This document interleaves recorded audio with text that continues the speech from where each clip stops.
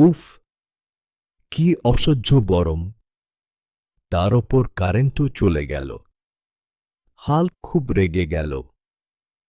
হাল্কের এখন গোসল করা দরকার।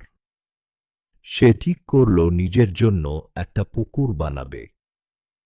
হাল্ক মাটি খুঁড়তে শুরু করল। কিছুক্ষণের মধ্যেই সেখানে একটা বিশাল গর্ত তৈরি হয়ে গেল। দেখতে দেখতে তৈরি হয়ে গেল একটা সুন্দর পুকুর।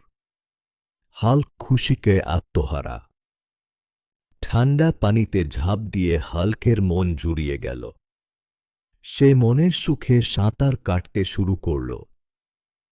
সাঁতার কাটতে কাটতে হাল্ক একটা বিশাল মাছ ধরে ফেলল। আজ জমিয়ে খাওয়া হবে। হাল্ক মাছটি তার মায়ের কাছে নিয়ে এলো।